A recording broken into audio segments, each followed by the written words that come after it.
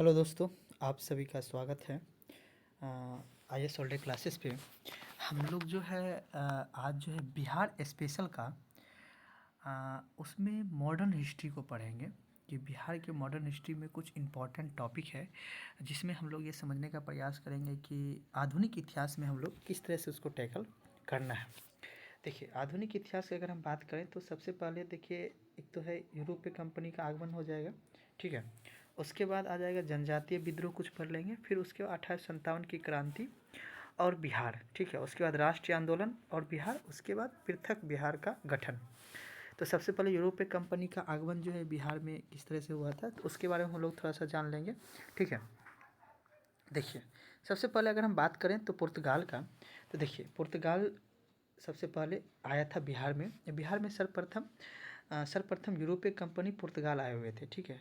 जो हुगली से पटना नौ द्वारा व्यापार करते हुए वे पटना में सोना, सूती वस्त्र और चीनी मिट्टी का बर्तन एवं मसाले आदि प्राप्त करते थे, ठीक है। तो ये क्वेश्चन पूछ दिया जाता है कि जो है पुर्तगाल जो है यहाँ पे किससे आए थे, तो यानी हुगली से पटना नौ द्वारा व्यापार करते हुए पटना आए थे, जिसमें सोना, ठीक है, सोडा की और सूती वस्त्र की और चीनी मिट्टी की और बर्तन की, मसाले की भी व्यापारी करते थे। उसके दूसरा कौन था, हॉलैंड यानी डच।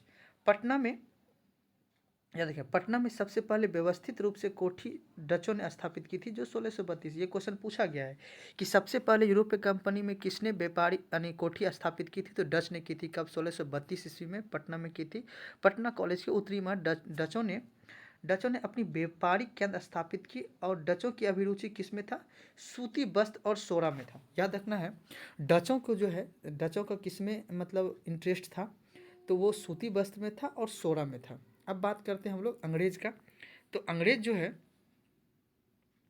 याद रखना, अंग्रेज याद रखना है कि अंग्रेज 1620 ईस्वी में पटना के आलमगंज में अपना व्यापारिक केंद्र को स्थापित किया, लेकिन 1621 में बंद हो गई और उन्होंने व्यापारिक केंद्र स्थापित करने में वास्तविक सफलता 1651 में मिली।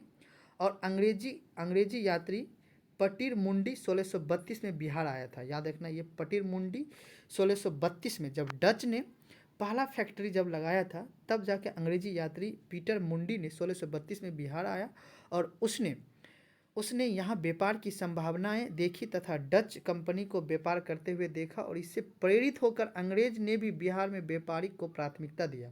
याद रखना है, अंग्रेज जो है डच से प्रेरित होकर उसने ये काम किया था। अंग्रेज द्वारा स्थापित फैक्ट्री वर्तमान में गुलजारबाग पटना स्थित गवर्नमेंट प्रिंटिंग प्रेस एवं सर्वे कार्यालय के रूप में कार्यरत है, ठीक है। अब हम लोग अगला पढ़ते हैं। अगला जो है डैन के बारे में हम लोग पढ़ते हैं। डैन, देखिए डैन के बारे में हम लोग पढ़ते हैं। तो याद रखना है, डैन यानी डेनिश कंपनी ने 1774 ईस्वी में पटना सिटी के नेपाली कोठी के समीप अपना फैक्ट्री को स्थापित किया था। और मुगल शासक फारूक सियर 1713 से 1719 ने रहा था, फारूक सियर।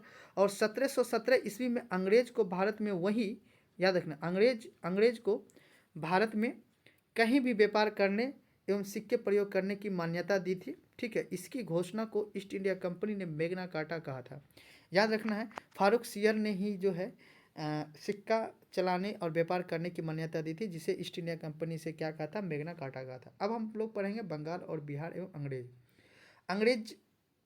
अंग्रेजी कंपनी ने 1717 ईस्वी में व्यापारिक अधिकार प्राप्त हो गया था। याद रखना है, 1717 ईस्वी में व्यापारिक अधिकार। और दूसरी ओर मुगल सम्राट फारूक सियर ने 1717 में मुर्शीद कुली खां को बंगाल का सूबेदार नियुक्त किया और 1719 में उसे उड़ीसा का सूबेदार भी नियुक्त कर दिया था, ठीक है। तो इस चीज़ को समझना है। अब देखिए, हम लोग ये समझेंगे कि ये जो है मुर्शीद कुली खां ने शुजाउद्दीन 1727 में बंगाल का नवाब बना और उसने 1733 में बिहार प्रदेश भी उसके अधीन हो गया। और 1733 ईस्वी में अलीवर्दी खां को बिहार का उप सूबेदार बनाया गया, ठीक है। यानी 1739 में सरफराज खां को बिहार का नवाब बनाया गया। वह एक बार, याद रखना है, वह एक बार अयोग्य शासक था, ठीक है। वो क्या था, वह एक अयोग्य शासक था। अतः अलीवर्दी खां ने 1740 ईस्वी में, याद रखना है, अलीवर्दी खां 1740 में गिरिया युद्ध में उसे पराजित कर स्वयं बंगाल का नवाब बना था। तो याद रखना है, जो स्वयं बंगाल का नवाब बना था। अब देखिए समझना हमें, अलीवर्दी खां ने 1740 में बंगाल पर अधिकार कर लिया और उसने मुगल को हटाकर सत्ता चलाया, ठीक है, और प्रारंभ किया। अतः व्यापारिक हितों के लिए नवाब एवं अंग्रेज के बीच संघर्ष स्वाभाविक था। याद रखना है, 1740 में जब बंगाल पर अधिकार प्राप्त कर लिया तो उसने मुगल को हटाकर स्वयं सत्ता चलाने लगा और व्यापार हित के लिए नवाब और अंग्रेज के बीच क्या हुआ, संघर्ष प्रारंभ हो गया, ठीक है। उसके बाद है कि 1756 में, याद रखना, 1756 में अलीवर्दी खां की मृत्यु के बाद उसका नाती सिराजुद्दौला बंगाल का नवाब बना और सिराजुद्दौला अलीवर्दी खां का सबसे छोटी पुत्री सिराजुद्दौला का नवाब बनने से उसे अन्य दामाद ढाका एवं पूर्णिया के उप नवाब नाराज थे। यानी जब सिराजुद्दौला बंगाल का नवाब बना था तब जाके जो है उसकी पुत्री जो घसीटी बेगम जिसका नाम था, जो कि उससे बहुत प्रॉब्लम था, और उसके दामाद लोग जो ढाका का था, पूर्णिया का वो जो उपनवाब था, वो काफ़ी नाराज़ थे। जो कि आगे चल के जो 1757 की बैटल ऑफ प्लासी होती है, उस प्लासी में जो कि अंग्रेज को जीतने का प्रयास होता है, मतलब जीत जो जाता है, इसके रीज़न होता है कि जो सिराजुद्दौला था उसके ही जो आसपास के व्यक्ति थे जिसे धोखा दे दिया, जिस वजह से अंग्रेज जो है प्लासी का युद्ध को जीत लेता है। अब हम लोग बात करते हैं आगे बात करते हैं। तो आगे जो है इस चीज़ को समझिएगा, सिराजुद्दौला, याद रखना है, सिराजुद्दौला जो है कंपनी के बीच प्रथम संघर्ष 4 जून 1756 को मीर कासिम बाजार में हुआ था और उसे 16 जून 1756 को कलकत्ता पे अधिकार कर लिया और अंग्रेजी अधिकार रोज डेकर को कलकत्ता छोड़ना पड़ा और सिराजुद्दौला ने कलकत्ता के पोर्ट ब्लेयर पर अधिकार कर लिया और कलकत्ता का नाम अलीनगर रखा गया। संघर्ष के क्रम में काला कोठी की घटना को ब्लैक हॉल यानी हॉलवेल से प्रचलित किया गया है, ठीक है, ब्लैक हॉल की घटना से भी प्रचलित किया गया है।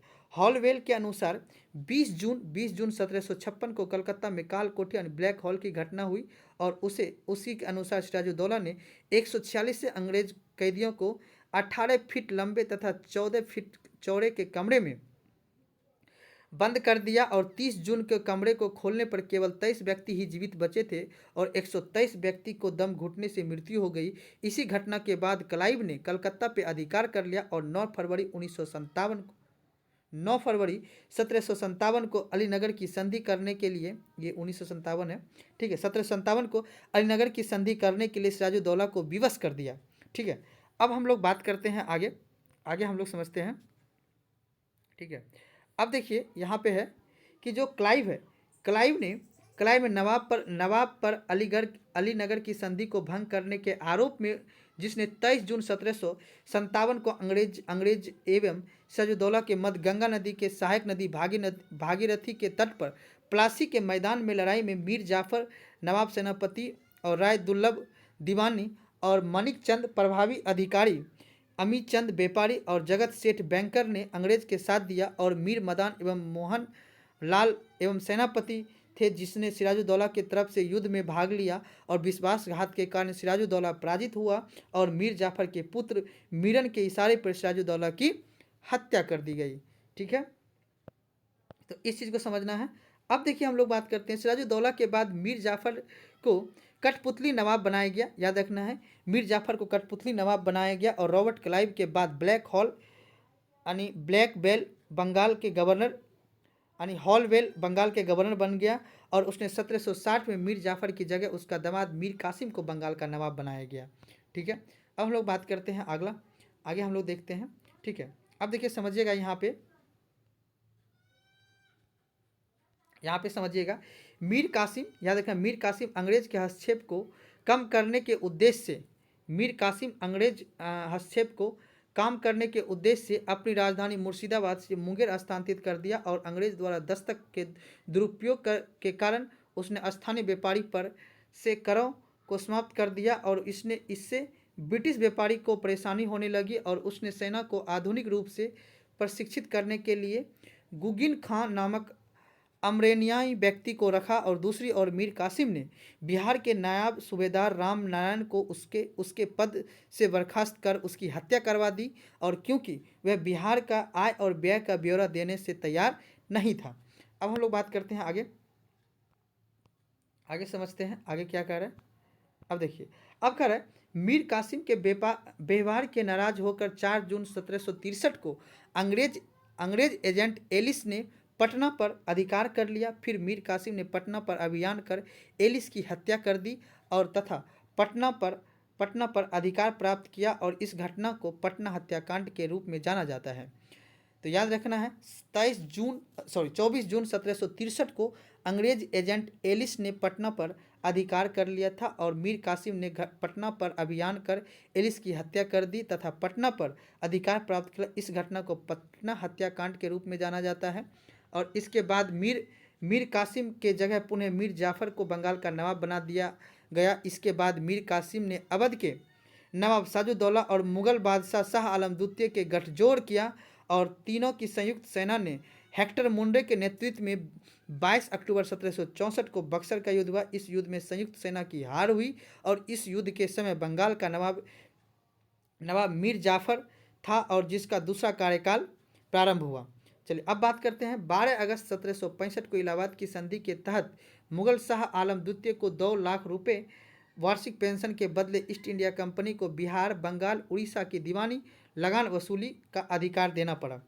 याद रखना, लॉर्ड क्लाइव 1765 में बंगाल में द्वैत शासन की स्थापना की और इसके तहत प्रशासनिक उत्तरदायित्व नवाब को सौंप दिया गया और तथा सैन्य कर वसूली का अधिकार अंग्रेज के पास देना पड़ा। ठीक है, और द्वैत शासन प्रणाली के परिणाम स्वरूप 1770 में बंगाल बिहार के क्षेत्र में भीषण अकाल पड़ा और पटना, भागलपुर, दरभंगा, पूर्णिया में अकाल का प्रकंप भयंकर था। और 1772 में बंगाल के गवर्नर बैरन हेस्टिंग द्वारा द्वैत शासन को समाप्त कर दिया गया तथा नवाब का पद को समाप्त कर दिया गया और बंगाल का अंतिम नवाब मुबारक उद्दौला था। याद रखना है, बंगाल का जो अंतिम नवाब कौन सा, मुबारक उद्दौला। इस बात को याद रखना है कि बैरन हेस्टिंग ने द्वैत शासन प्रणाली को 1765 में समाप्त करने का रीजन था कि जो है बंगाल और बिहार में और पटना, भागलपुर, दरभंगा, पूर्णिया में भीषण अकाल पड़ गया, जिस वजह से 1772 में बैरन हेस्टिंग ने द्वैत शासन प्रणाली को समाप्त कर दिया और नवाब के पद को भी क्या कर दिया था, समाप्त कर दिया था। और बंगाल का अंतिम नवाब कौन था, मुबारक उद्दौला था। अब पढ़ना आगे, 1766 ईस्वी में पटना स्थित अंग्रेजी फैक्ट्री के मुख्य अधिकारी मिडलटन को राजा धीराज नारायण और राजा सिताब राय के साथ एक प्रशासनिक मंडली का सदस्य बनाया गया और 1767 में धीरज नारायण को हटाकर सिताब राय को कंपनी द्वारा नायब दीवान बनाया गया था। याद रखना है, 1767 में धीरज नारायण को हटाकर सिताब राय को कंपनी द्वारा नायब दीवान बनाया गया था।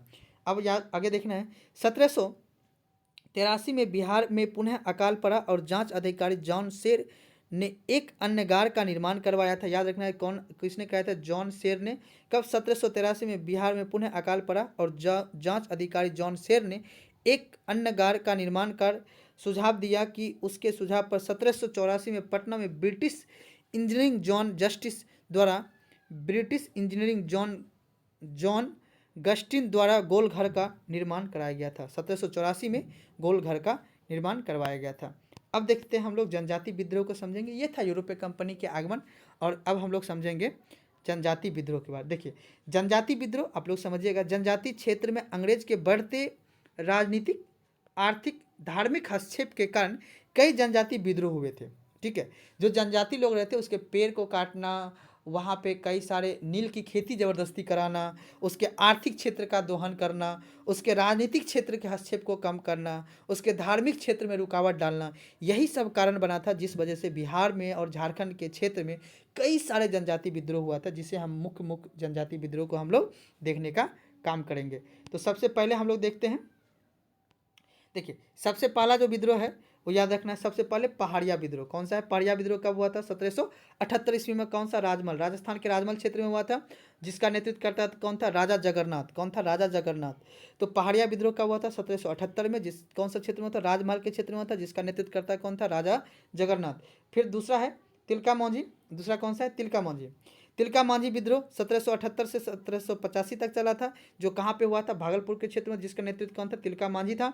ठीक है, याद रखना है। तिलका मांझी विद्रोह 1778 से 1785 के भागलपुर में होता, जो कि जिसका नेतृत्व करता कौन था? तिलका मांझी था। उसके बाद नेक्स्ट पढ़ेंगे हम तमार विद्रोह। तमार विद्रोह 1779 से 94 के बीच हुआ था, जिसके क्षेत्र कहाँ पे हुआ था? छोटा नागपुर, झारखंड के छोटा नागपुर में हुआ था। ठीक है, अब हम लोग पढ़ेंगे चेर विद्रोह। चेर विद्रोह है 1800 से लेकर 1802 चला था, पलामू क्षेत्र में चला, जिसका नेतृत्व करता है कौन सा? भूषण सिंह था, जिसका नेतृत्व करता है कौन सा? भूषण सिंह था। उसके बाद हम लोग पढ़ेंगे हो विद्रोह। हो विद्रोह 1820 से लेकर 1821 था, जो कि सिंह भूमि क्षेत्र में हुआ था। ठीक है, अब हम लोग पढ़ेंगे कोल विद्रोह। कोल विद्रोह 1831 से लेकर 1832 छोटा नागपुर, जिसका नेतृत्व करता है बुद्धो भगत था। संथाल विद्रोह 1855 से 1856 संथाल परागना क्षेत्र में हुआ था, सिद्धू, कुन्हा, चांद एवं वैभव ये नेतृत्व करता था इसका। उसके बाद हम लोग पढ़ेंगे सरदारी विद्रोह। सरदारी विद्रोह 1885 से लेकर 1995 के बीच हुआ था, छोटा नागपुर सिंह भूमि के क्षेत्र में हुआ था। उसके बाद मुंडा विद्रोह 1895 से 1900 के बीच हुआ था, जो छोटा नागपुर के क्षेत्र, जिसका नेतृत्व करता कौन था? बिरसा मुंडा था, जिसका नेतृत्व करता कौन था? बिरसा मुंडा।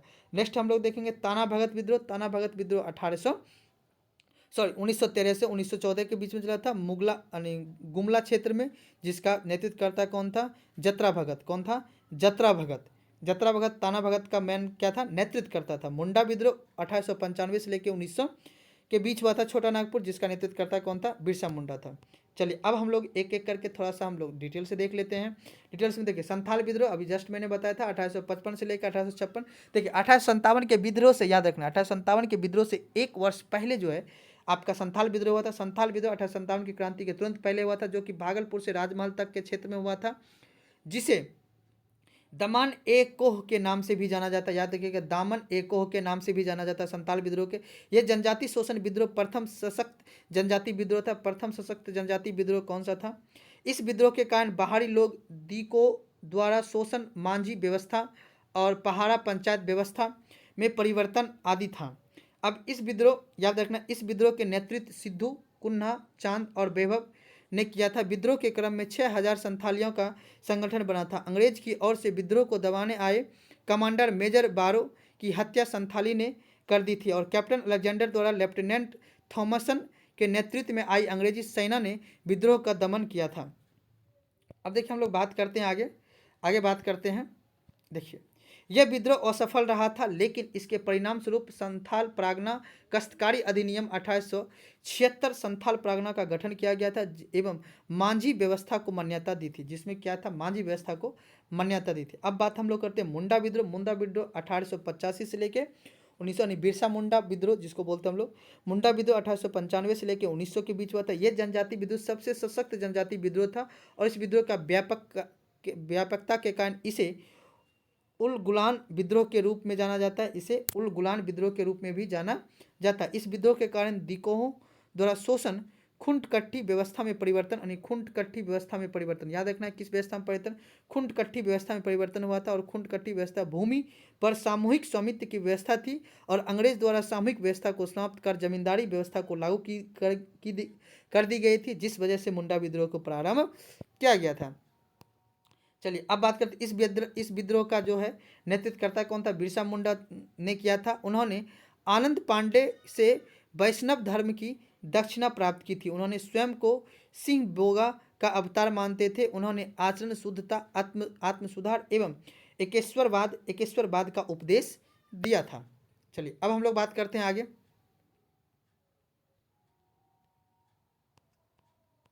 इस विद्रोह का, याद रखना है, इस विद्रोह का प्रारंभ जो है, इस विद्रोह का प्रारंभ सामाजिक धार्मिक सुधार के रूप में हुआ था, जो बाद में राजनीतिक सुधार के रूप में परिवर्तन हो गया था। स्वतंत्र मुंडा राज्य की स्थापना के लिए बिरसा मुंडा के नेतृत्व में अंग्रेज विरुद्ध सबसे सशक्त विद्रोह 1899 में देखने को मिला, जब कई स्थानों पर अंग्रेज को हराया गया था। 3 फरवरी 1900 ईस्वी को बिरसा मुंडा को गिरफ्तार कर लिया, और 9 जून 1900 ईस्वी को हैजा के कारण उनकी मृत्यु हो गई थी, और उनके मृत्यु के पश्चात विद्रोह समाप्त हो गया, और विद्रोह के परिणाम स्वरूप खुंट कट्टी विद्रोह व्यवस्था पुनः लागू कर किया गया और खुंट एवं गुलाम को अनुमंडल बनाया गया और छोटा नागपुर काश्तकारी अधिनियम 1908 को क्या किया गया, पारित किया गया था।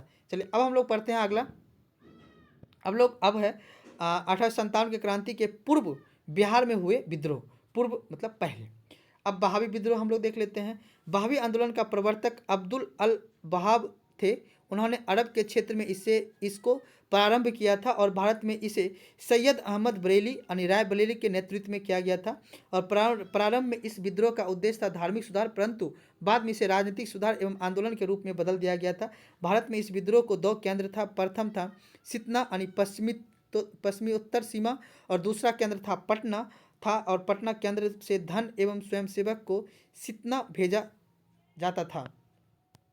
चलिए अब हम लोग बात करते हैं सैयद अहमद बरेलवी ने पटना में अपने 4 प्रतिनिधित्व इनायत अली और विलायत अली और फहरत अली एवं मोहम्मद हुसैन, ये सभी था। बंगाल का फैजी आंदोलन बहावी आंदोलन से ही प्रेरित था। बहावी आंदोलन के दमन के लिए 1863 में अम्बाला तथा 1865 में पटना अभियान चलाया गया था और बहावी नेताओं के कारावास में मृत्युदंड की सजा दी गई थी। अंततः आंदोलन को दबाया गया था। नोनिया विद्रोह, अब हम लोग पढ़ेंगे नोनिया विद्रोह। 1770 से 1800 ईस्वी तक चला था नोनिया विद्रोह।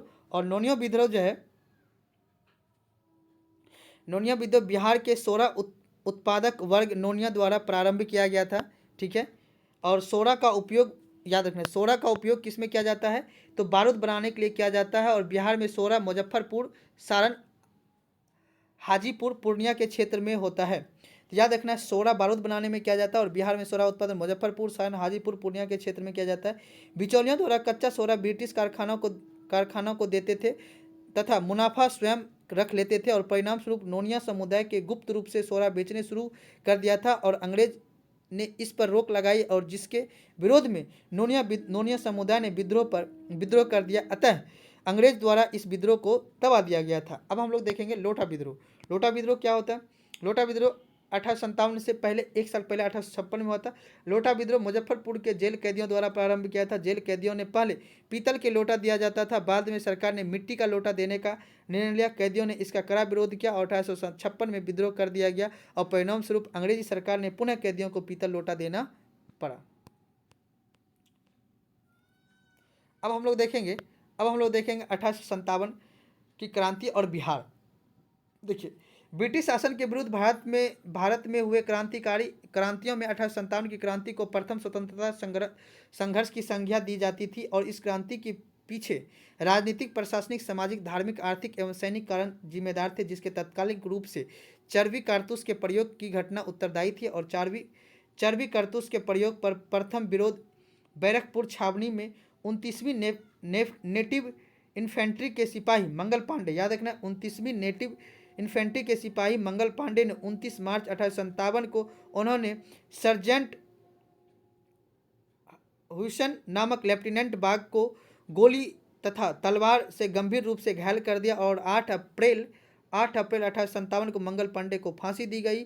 और 1857 की क्रांति का वास्तविक उद्भव 10 मई 1857 को मेरठ से माना जाता है, जहां मेरठ छावनी के सैनिकों ने अपने हथियार को जेल से छुड़ाते हुए दिल्ली की ओर प्रस्थान किया और दिल्ली में सैनिक ने मुगल बादशाह बहादुर शाह द्वितीय को अपना नेता घोषित करते हुए विद्रोह की शुरुआत कर दी।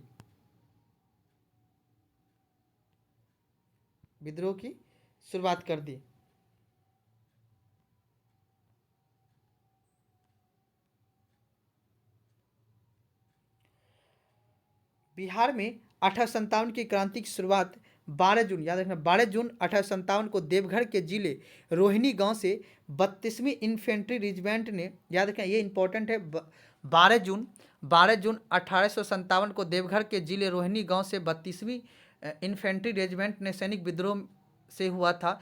इस विद्रोह में लेफ्टिनेंट नॉर्मल लेस्बी एवं सर्जन डॉक्टर ग्रांट मारे गए थे।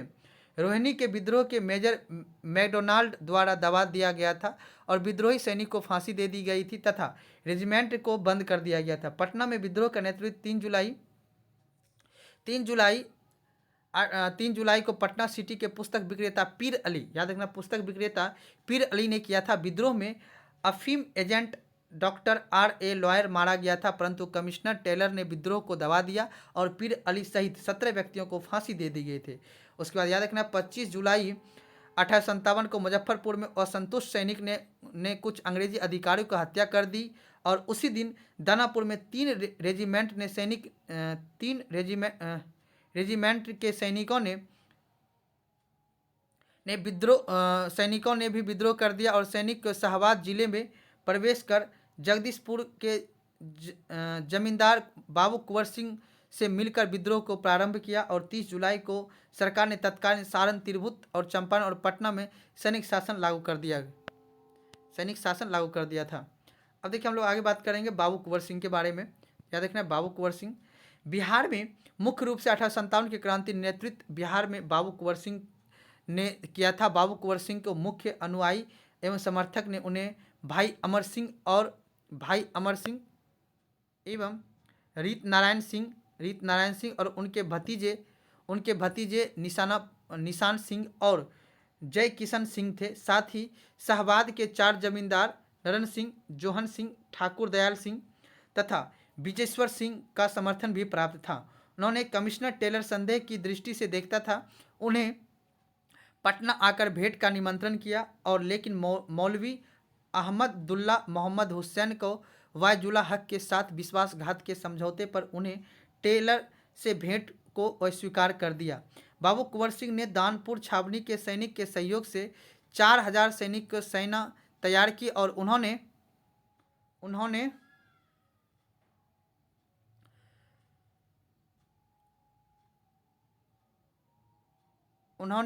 सर्वप्रथम जगदीशपुर में बंदूकों के गोला बारूद बनाने का कारखाना स्थापित किया और 27 जुलाई 1857 को आरा शहर पर अधिकार कर लिया। आरा के मुक्त कराने आई कैप्टन डनवर की सेना पराजित हुई और कैप्टन डनवर मारा गया और अंग्रेज ने मेजर अय्यर के नेतृत्व में सेना भेजी और अय्यर की सेना को दबाकर कुंवर सिंह को आरा छोड़ना पड़ा और अंग्रेजों ने उनकी हवेली एवं मंदिरों को तोड़ दिया और आरा में एवं जगदीशपुर पर अधिकार कर लिया। कुंवर सिंह रीवा एवं बंदा के रास्ते लखनऊ पहुंचे और अवध के शाह ने आजमगढ़ जिला का फरहाना दिया और दिसंबर 1857 में कुंवर सिंह ने नाना साहब के साथ मिलकर कानपुर में अंग्रेजों के साथ युद्ध किया। उन्होंने आजमगढ़ में भी अंग्रेज को पराजित किया और अवध से जगदीशपुर लौटते के क्रम में शिवराज घाट गंगा पार करने के दौरान सेनापति डगलस की गोली से कुंवर सिंह की बायां हाथ घायल हो गया और उन्हें अपना बायां हाथ काटकर गंगा नदी में प्रवाहित करते हुए, हे गंगा मैया अपने प्यारे की यह अकिंचन भेंट स्वीकार करे, ये कहते हुए अपने हाथ को उन्होंने काट दिया। 27 अप्रैल 1858 को घायल अवस्था में उन्होंने जगदीशपुर पर अधिकार कर लिया और जगदीशपुर को मुक्त कराने के लिए कैप्टन ली ग्रैंड के नेतृत्व में आई ब्रिटिश सेना को कुंवर सिंह ने बुरी तरह से पराजित किया और हाथ काटने के कारण गंभीर रूप से घायल कुंवर सिंह की मृत्यु 26 अप्रैल 1858 को हो गई, लेकिन उनके मृत्यु के समय जगदीशपुर स्वतंत्र था और कुंवर सिंह के मृत्यु के बाद उनके छोटे भाई अमर सिंह ने आंदोलन का नेतृत्व संभाला और अमर सिंह के कैमूर की पहाड़ी में मोर्चाबंदी कर सरकार के विरुद्ध संघर्ष जारी रखा और नवंबर 1858 तक अंग्रेज अधिकार पुनः स्थापित कर लिया गया और विद्रोही के हथियार डालने दिए। महारानी विक्टोरिया के क्षमादान की घोषणा की और परंतु अमर सिंह ने आदि को दंडित किया गया। चलिए अब हम लोग जो है कांग्रेस के बारे में पढ़ेंगे। कांग्रेस के बारे में हम लोग नेक्स्ट क्लास से देखेंगे कि हम यहाँ से नेशनल मूवमेंट यानी बिहार में कांग्रेस के और नेशनल मूवमेंट आदि तक हम लोग इसको करेंगे। ठीक है, धन्यवाद।